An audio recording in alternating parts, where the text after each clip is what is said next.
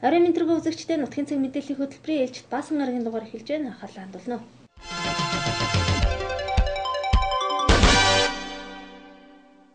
Эхний мэдээллийг хүргэе. Өнөөдөр аймгийн иргэдийн төлөөлөгчдийн хурлын ээлжид 4-р хуралдаан хуралдаж, Уранга аймгийн иргэдийн төлөөлөгчдийн хурлын 6 дахь удаагийн сонгуулийн бүрэн эрхийн хугацаанд баримтлах чиглэлээр 2 үндсэн асуудлыг хэлэлцэн төлөөлөгчдөө санал аван баталлаа. Өнөөдөр аймгийн иргэдийн төлөөлөгчдийн хурлын ээлжид 4-р хуралдаан болж 2 үндсэн асуудлыг төлөөлөгчдөөр хэлэлцэн баталлаа. Нутгийн өөрөө удирдах ёсны байгууллага нь үйл ажиллагаандаа ил тод байдал, шударга ёс, ийм нэгдэл иргэдийн эрх ашигыг эрхэмлэн дээдэлж, төлөөлөгчдийнхөө шилдэг сайн менежментийг олон ургалж үзэл, оновчтой мэрэгэн шийдэлтэй хослуулан хэрэгжүүлэх зарчим баримтлан ажиллаж байгаагаа дурдж байсан. Энэхүү ээлжид хуралдаанаар хөлийн засад өөрчлөлт оруулах, санал боловсруулах комиссийг томилох болон аймгийн газар зохион байгуулалтын 2013 оны төлөвлөгөөнд оруулах нэмэлт өөрчлөлтийг танилцуулж батлуулахаар хэлэлцсэн юм а. Үүнд сумын төвийн тэг гортгийг нэмэгдүүлэх тухай байлаа. Аймгийн газар зохион байгуулалтын төлөвлөгөөнд оруулах нэмэлт өөрчлөлтөөр барилга байгууламжийн дэвсгэр газрын төлөвлөлтийн хүрээнд 13 нэгж талбарын 726 га газрыг иргэд аж ахуй нэгж байгууллагуудад эзэмшүүлэхээр төлөвлөсөн байдаг. Үүнчлэн Монгол улсын иргэнд газар өмчлөх хуулийн дагуу 13.3 га газрыг 127 иргэнд гэр бүлийн хэрэгцээний зориулалтаар шинээр өмчлүүлэхээр тус төлөвлөд байна. Мөн Монгол улсын иргэнд газар өмчлөх тухай хуулийн эдийн засаг, нийгмийн хөгжил, иргэдийн газар өмчлөх эрхийг хэрэгжүүлэхээр 10 хэр сумын газрын нөөцийг нэмэгдүүлэх шаардлагын дагуу Өвөрхангай аймгийн 10 хэр сумын нутаг дэвсгэрийн хэмжээг нэмэгдүүлж 10 хэр тарагт сумдын хөлийн засад өөрчлөлт оруулж төлөөлөгчдөө санал аван баталсан. За өнөөдөр аймгийн иргэдийн төлөөлөгчдийн хурлаа хуралдаж байна. Аймгийн иргэдийн төлөөлөгчдийн хурлын янх дахь хуралдаанаар бол том хуралдааныг улиралд нэг удаа, тэргүүлэгчдийн хуралдааныг сард 2-оос доош удаа хуралдуулна гэсэн юм дэгтээ. Тэгээд дэгийн дагуу үндсэндээ одоо энэ 2013 оны эхний улирлын одоо хуралдааныг хийж байна гэж одоо ойлгож байна. Хурлаар 2 асуудал одоо хэлэлцэж байна. Ажлын төлөвлөгөөнд туссны дагуу газар зохион байгуулалтын төлөвлөгөөнд нэмэлт өөрчлөлт оруулах, за зарим сумдын тэг гортгийн асуудлыг өөрчлөх тухай асуудалтай хэлэлцэж байна. За хоёрт нь бол аймгийн иргэдийн төлөөлөгчдийн хурлаас бүрэн эрхийн хугацаанд баримтлах чиглэлийн талаар хэлэлцэн, ийм 2 асуудлыг хэлэлцэж байна. Энэ 2012 оны жилийн эцсийн хуралдаанаар газар зохион байгуулалтын төлөвлөгөөнд бас нөгөө орон нутгийн сонгуулиулаад зарим сумдын дарга нар томилогдоогүй байсан учраас зайлбаргүй одоо ийм газар зохион байгуулалтын төлөвлөгөөнд тодтгол хийх, нэмэлтээр одоо өөрчлөлт оруулах ийм одоо шаардлага гарч ирсэн. Тэгээд энэ дагуу одоо сумдын дарга нар маань бүгд одоо томилогдоод газар зохион байгуулалтын төлөвлөгөөний саналуудыг өгөөд энийг өнөөдөр нэгтгэхэд одоо хуралд оруулж байна. Нөгөө талаас зарим сумдын тэг гортгийг өөрчлөх тухай асуудал яригдж байна. Зүгээр энэ бол өнөөдрийнхөө комисс томилогдож тэнд судалгаа хийгээд тэгээд их хурлын хэмжээнд зохион байгуулах ёстой ийм асуудал. 10 хэр сум маань үндсэндээ иргэдэд газар эзэмшүүлэх үе өмчлөх одоо газраар их ховор болчихсон. Тийм учраас бас одоо энэ тарагт 10 хэр 2-ын хөлийн зэсүүдийг одоо өөрчлөх тийм саналыг боловсруулах ажлын хэсгийг одоо хэлэлцэж байна да. Түүнчлэн чиглэлийг хэрэгжүүлэх нэгдсэн төлөвлөгөө гаргаж биелтийг жил бүр тооцсон дүгнэх аймгийн иргэдийн төлөөлөгчдийн хурлын жилийн үйл ажиллагааны тайланд тусгагдсан нэлээд хэдэн асуудал байснаас 2033-т заасанчлан аймгийн хэмжээнд аялал жуулчлал, амралт сувилын цогцлборууд байгуулж хөгжүүлэхийг бүх талаар дэмжинэ гэсэн залтан дээр аялал жуулчлалын загвар бүсийг бий болгож говь болон баруун сумдын аялал жуулчлалын маршрутад хамруулна гэсэн залтыг нэмэж оруулан баталсан юм а. Мөн хурлын төгсгөлд ерөнхийлөгчийн зарилгаар нэр бүхий 16 хүнийг төрийн дээд одон медалаар ингэрийг нь милаасан юм. Эрүүл мэндийн салбарт олон үр бүтээлтэй ажиллаж хүн ардынхаа эрүүл энхийн төлөө зүтгэж яваа Ж Арднаа базрыг өндөр гэгэн зан базрын нэрэмжит Алтан Соёнбор шагнаж урамшуулж ард түмнийхэн төлөө гэсэн сэтгэлтэй яваа гавьяаг нь төр засгаас инхүү өндрөөр үнэлсэн юм а. За баярлалаа. За тэгэхээр өнөөдөр энэ үлзий өсөр бүрдсэн сайхан өдөр өндөр гэгэн зан базрын нэрэмжит Алтан Соён 2 дугаар оданг надаарсан да тавина. Улс их орныхон төлөө ам бие үл хайрлан зүтгэж явсан Ахмад Дайчин гээ зэвгийг цэргийн гавьяаны одонгоор шагнаж урамшуулсан бол эрхэлсэн ажилдаа амжилт гарган аймаг орон нутагтаа хувь нэмрээ оруулж яваа 9 иргэнийг төрийн дэд Алтан гац содонгоор ингэрийн милаасан. Үүнд Монголын үндэсний олон нийтийн радиогийн аймаг дахь сурвалжлагч энэ Пүрв, Батүлзий сумын 3 дугаар багийн иргэн Б Алтан Хуяг, Уянга сумын засаг дарга П Баатар, аймгийн засаг даргын тамгын газрын хүний нөөц хариуцсан ахлах мэрэгжилтэн Ч Батүлзий, Уянга сумын цэцэрлэгийн ажилтан Ж Батсүх, Хар хорин сумын ерөнхий боловсролын 1-р сургуулийн багш С Даштава, аймгийн номын сангийн эрхлэгч Ин Тогтох Дорж, мэрэгд сургуулийн захирал С Эрдэнэ Бэлэг, 4-р багийн иргэн Ахмад багш Х Эрдэнэ Чимэг гэсэн эдгээр 9 хүнийг Алтан гац содонгоор ингэрийг нь милалаа. Энэ сэтгүүл зүйн салбарт 26 жил ажиллаж байгаа юм байна. Тэгээд 1990 онд хүний эрх гэдэг асуудал шийдэгдээгүй байхад Өвөрхангай аймагтаа Монголын улсын хэмжээнд анх ардчлалын тухай дэмжиж чөлөөт сонин хэвлэл гаргасан маань Монгол улсад 3 дахь орон нутгатаа Монгол улсын хэмжээнд ангидагч хөлөг гэдэг сонин болж гарч ирсэн л дээ. Тэгээ хөлөг сонины эрхлэгч хөлөг дэмбэрл маань бас урд донд алтан газарсан байгаа. Сая надад төр энэ 23 жилийн дараа энэ хайрагч өгч байна.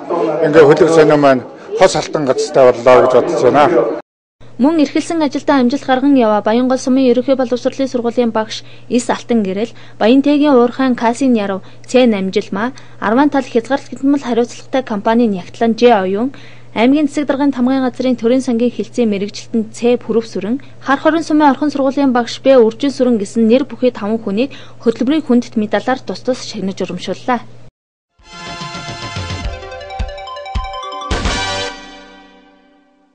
Дараагийн мэдээллийг хүргэе.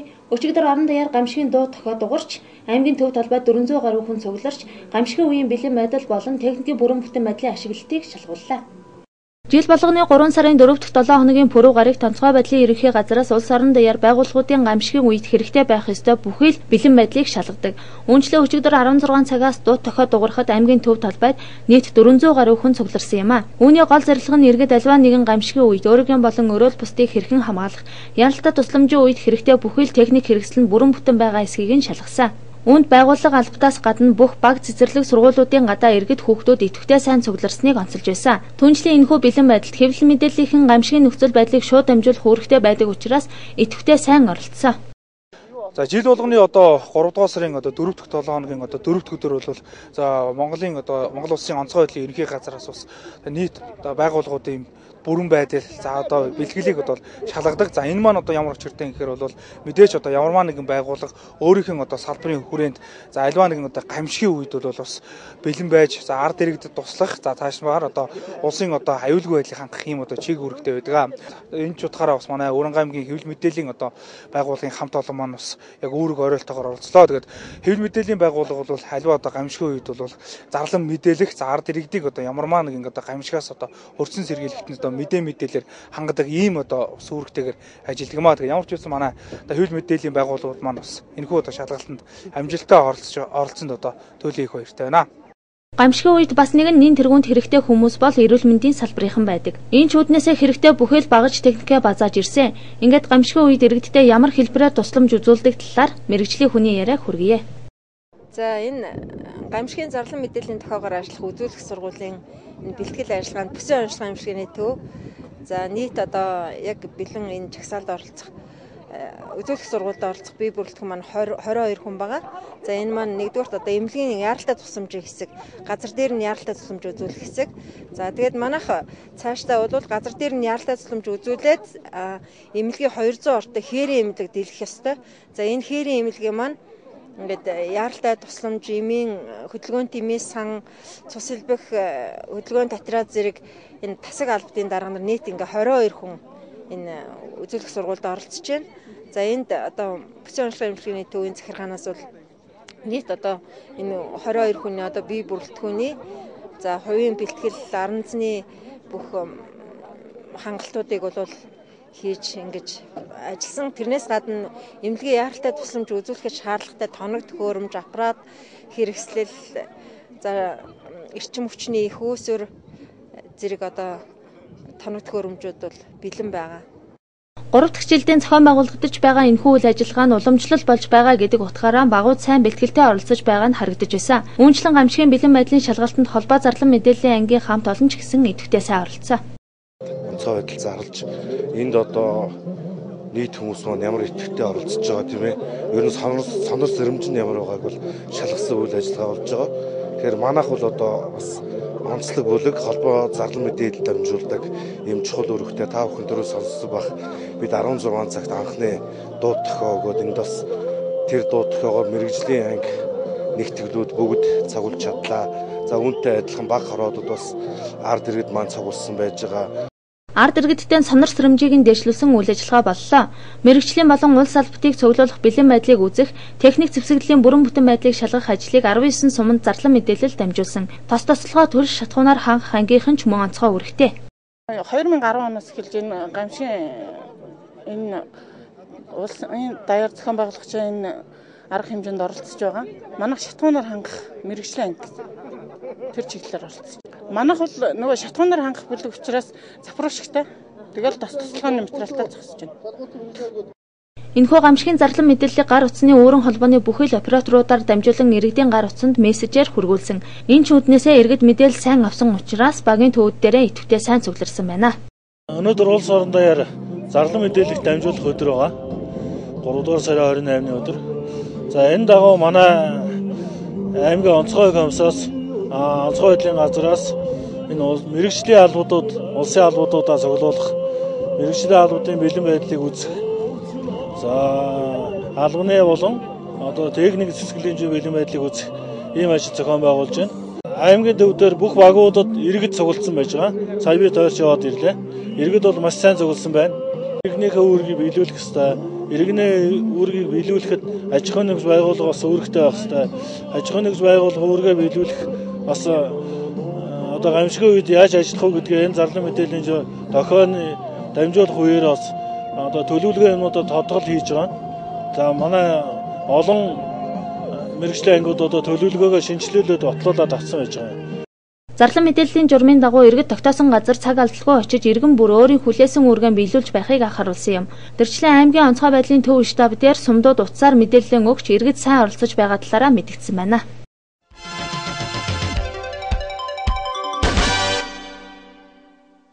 Манай улсад эмч нарын өдрийг эмчтэн талархах өдөр болгон тэмдэглэхээр болсон байна. Үүнчлэн төрдөө өргөсөн тангараг төмнийхөө өмнө хүлээсэн үүргээ биелүүлж яваа цагаан нөмрөгтнүүдийг алдаршуулах, тэдэнд талархах өдөр зориулсан үйл ажиллагаанууд зохион байгуулагдаж байна. 1991 оны 3 дугаар сарын 30-наас эхлэн Дэлхийн эмч нарын холбооноос олон улсын эмч нарын өдрийг аль биесээр тэмдэглэх болсон бөгөөд энэ жил 22 дахь жилдээ дэлхийн нийтээрээ тэмдэглэж байна. Харин манай улсад энэ жил олон улсын эмч нарын өдрийг эмчтэй талархах өдөр болгож хүнд өвчнөр шаналж байсан ч алтан гартай эмч нарынхаа буйнаар ил арчсан олон зуун үйлчлүүлэгчдийн сэтгэлийн үг илэрхийлэх өдөр болгосон юм а. Үүнчлэн манай аймгийн хэмжээнд эмчтэй талархах өдрийн хүрээнд хэд хэдэн үйл ажиллагаанууд зохион байгуулж байна. Үүний нэг нь эрүүл мэндийн салбар тулгамдж байгаа асуудал, түүний гарц шийдэл эмч нарын мэргэжлийг дээшлүүлэх, ур чадрыг сайжруулах боломжийн тухай эмч нарын нийгмийн баталгаа хэрхэн хангах зэрэг сэдвээр нийт эмч нарын донд хэлэлцүүлэг зохион байгуулжээ. Заавал эрдэстэйс гэж удаан хугацаагаар биш. Богино хугацааны сургалтууд бас ялангуяа мэргэжлэрээ явагддаг сургалтууд бас аюул болд юм билээ. Одоо хоол бэлруулах гэхтний талаас ч юм уу зүрх судасны талаас тэгээд иймэрхүү сургалтуудад бас манайхаас хүмүүс харьцангуй бага амрагдах юм аа. Тэгээд энэ сургалтуудаа сумдынхаа эмч нарыг өргөхийн эмч нарыг бас хамгаалж авч зарим бас нөгөө нэг нарийн мэргэжлийн нөгөө нэг зан сургалтуудыг өсөө бид нар ч гэсэн мэдхгүй зөндөө өнгөрчдөг байхгүй юу. Одоо жишээ нь гэтэл 11 10 болсон хоол ахны сургалтанд би бол явж байсан л 5 хоногийн сургалтанд тэгж яхад бусад аймагуудаас бүр 5-6-аар 8-9 өөр ингэ ирсэн. Тэгээд тэр нөгөө айгүй нарийн дандаа нөгөө зөвхөн тохиолддог тэр чиглэлийн зөвхөн тохиолддог өвчний ажиллагаа эмчилгээний орчин үеийн чиг хандлага гэдэг айгүй сүүлийн өөрчлөлт юм байна. Тийм юмнуудад бас айгүй олуулаа очиж бол нэлээд бас юм сонс. Одоо эрүүл мэндийн газар биот за тэгээ сум өрхийн илгүүдийн уялдаа холбоос үнэхээр таараа байгаа шүү дээ. Яг үннийг хэлгээд бол одоо яг биеийг чиглэлээ харсан ингээд яваад хахад яг ажиллаад хахад өргөтэй өдрөө ажилтдаг одоо сумын дээрс ажилтдаг ингээд энэ асуудлыг өдөр нэг тийш нь болгоод энийг нэг зангидаад тэгээд яг одоо хэн яах вэ хэнийг явуулах вэ ингээд яах вэ гэдэг ийм асуудал одоо сая тэр эмч бэлтгэсэн гэж байна. Дэс жинцэн бэлтгэсэн гэж байна. Энд чинь нөгөө бодлого байхгүй дээрээсээ зангидсан юм байхгүй. Тэгэл тэрэн дураараа очиод Монгол өвчнөд бол тэгэл манай вакцинаш аваалаа шүү дээ. Аваалаа. Ийм асуудал байгаа байхгүй. Тийм учраас энийг бол зангидна. Ойлгож тэр мэдээллийн асуудлыг сайжруулах хэрэгтэй. Тэр одоо сая эмчнэр яриад энэ одоо мэдээлэл байдаг. Энэ мэдээллийг хаанаас авах юм байгаа, юунаас авах юм байгаа. Тэр уцмцыг нь болоод байн одоо харьцдаг юм уу яадаг. Энэ асуудал техниктэйгээ харьцдаг. Манайх бол нийгэмлэгтэйгээ харьцчихдээ шүү дээ. Тэгэхээр энэ асуудал дээр бас манай эмчнэр ус хайстаа бодвол яасан бэ гэсэн юм асуулт. Одоо манайх тэгээд их байх эмэгтэйчүүдийн эмч, мэрэгжлийн эмч байхгүйгээр бүх жирэмсэн эмэгтэйгээ одоо ингээл юу бүсийн ажиллагааны хөтөлбөрийн зөврөө ингээд зөөж байгаа. За тэгээд зөөхтэй болохоор зэрэг одоо нэг жирэмсэн эмэгтэй чинь бараг жирэмслийнхаа хугацаанд бараг 2-3-аас 4 удаашгүй наашаага явах хэрэг гараад ирлээ. Тэгэхээр л одоо ерөөсөө жинхэнэ нөгөө хүлээгдэл чирэгдэл гэдэг юм чи одоо энэ дээр л ерөөсөө гарч ирж байна. Тэгэхээр энийг одоо бид нэр шийдвэрлэхийн тулд яах ёстой юм бэ? Тэгээд тэр хүмүүсүүд маань ерөөсөө явахт эдийн засгийн хувьд хэцүү байна. Тэгэл одоо ингээд зарим нь ерөөсөө явахгүй махгүй гэсэн асуудал маш их болж байна. Тэгэхээр энэ асуудлыг шийдвэрлэхийн тулд манайх бол тэр шийдэл ер нь бол эрүүл мэндийн байгууллагуудыг жоохон тийм бэлтжсэн байдлаар хөгжүүлэх ер нь зүгээр юм уу? Суманд ажиллаж байгаа гол нийгмийн бэрхшээл нь юу байна гэхээр ерөөсөө сумын эмчид үүндээ би бол одоо яриа сууж байгаа л да. Багийн эмчид битгий одоо сумын эмчид их байхгүй болж байгаа. Сумын эмчийг яг нийгмийн талаас хэн юу хамгаалах гэдэг юм тийм ээ. А сумын эмч троверс хэмжээлтэй та ерөөсөө суманд бид нар юмнаас амтах гэдэг юм. Тэрнээ биш шиг байна. Одоо яг ингээд ажиллаад хийгээл зүтгэл явж явах үед бол суманд ямарваа нэгэн процедурыг ямарваа нэг ажлыг хийгээд эмчнэр маань одоо хэн даваад байгаа шүү одоо 60 гэдэг авцсан хүний хувьд бас ямар нэгэн юм хийх боломжтой болсон. Тийм ээ. А тэгтэл тэнд сумд хийгээд явчихад за тэр хүн маань ямар ч асуудалгүй энийг зөв хийгээд энэ шийдэгдээд ингээд явбал ямар ч үнэлэмж байхгүй тийм ээ. Ирмэлцэл гэдэг юм. Жишээлбэл даваалбар тэмдэг контролж үнэ авчлаа гэх ирмэлцэл гэдэг байхгүй байна. Харин тэндээс ямар нэгэн жоохон алдаа гарвал бичиг хэргийн байдаг юм. Амин насны эрүүл мэндийн тэр нэг хохирох асуудал гарах юм бол ерөөсөө сум эмч юм байна. Яагаад сум эмч буруу ахшигчдын эмч буруу болоод байгаа вэ? Нөгөө хууль эрх зүйнсэндээ гар уурсан байсан чиг төвөд өмсгөлжүүлээд дараагийн шатндаа шилжиж байна. Эрсдэлтэй гэж үнэлсэн бол одоо шил 27-аас дээш насны жирэмсэн эмэгтэй бол яваа. Ерөөсөө дараагийн шатнд яваад очивол яасан бэ гэхээр тэр эмч хийснээр юм биш хийгийг өөрөөр авах. Ийм л одоо яг ийм нөхцөл сум эмчүүд ажиллаж байгаа тийм үү? Чи яах гэж одоо тэр хийсэн? Чи явуулахгүй яасан? Ингээл ингээд одоо түүний барьцсан эмч хийдэг суманд бол хандсан ч ихтэй энэ дээр болж байгаа. Мөн үүнээс гадна нийт эмч нараа нарийн мэргэжлийн үзлэгт хамруулах, эмч нарыг оролцуулан ток шоу зохион байгуулах, эмчтэй талархах өдөр болгосонтой холбоотойгоор шүлгийн уралдаан, үйлчлүүлэгчдээс хамгийн их талархал хүлээж авсан эмчийг шалгаруулах зэрэг олон үйл ажиллагаануудыг зохион байгуулж байгаа юм байна. За ингээд өнөөдөр аймгийн хэмжээнд олон улсын эмч нарын эрхийг хамгаалах өдрийн одоо баярын өдрийг тэмдэглэжээ. Тэд энэ баярыг тохиолдуулаад нийт эмч нартай бас баярын мэнд хүргэе. Баярыг аймгийн хэмжээнд тэмдэглэх үйл ажиллагааг бид нар эмч нарынхаа дунд хилцүүлэг хийхин ажлаар эхэлжээ. За энэ хилцүүлгэн дээр бол бид нар орон нутагтаа дутагдaltaй байгаа эмч нарыг яаж хангах вэ? Мэргэжил боловсролын цаашдаа яаж дэвшлүүлэх вэ? Манай эмч нарын нийгмийн асуудлаа шийдвэрлэхэд нь ямар одоо асуудал тулгамдаад байгаа юм? Мэргэжлийнхаа үйл ажиллагааг явуулахад нь ямар саад бэрхшээл байгаа юм гэдэг чиглэлээр санал одоо солилцож ярилцжээ. Аймгийн хэмжээний нийт бүх их эмчнэр өнөөдөр энд цуглараад байна. Тэгэхээр энд эмчийн үзлэгт орно, хилцүүлэгт орно, бас одоо эмчнэрийнхаа дунд бас ток шоу зохион байгуулж байгаа. За эмчнэрийн дунд одоо гар бөмбөгийн тэмцээн зохион байгуулах ийм одоо хөтөлбөртэй явагдаж байна. Манай аймгийн хэмжээнд 194 хүний их эмч ажиллаж байна. Аймгийн эрүүл мэндийн газраас эрүүл мэндийн салбарын 5 жилийн мастер төлөвлөгөө боловсруулан ажиллаж байгаа. Үүнд хүний их эмчийн тог нэмэгдүүлэх зорилтыг агуулж байсан бөгөөд энэ жилийн хувьд 5 дахь жил нь юм а. 5 жилийн хугацаанд хэрэгжүүлсэн тус үйл ажиллагааны хүрээнд 200 өгсөн эмч нартаагаар эрүүл мэндийн үйлчлэгийг үзүүлж байна гэдгийг онцолж байсан юм. Ингээд олон мянган хүмүүст амьдрал нас бэлэглэж, өвчин эмгээс нь ангижруулж, эрдэнэт хүмүүний эрүүл энхийн манаа зогсоох эмч нартаа олон улсын эмч нарын өдрийг тохиолдуулан ад жаргал сайн сайхан бүхнийг хүсэн ёроо.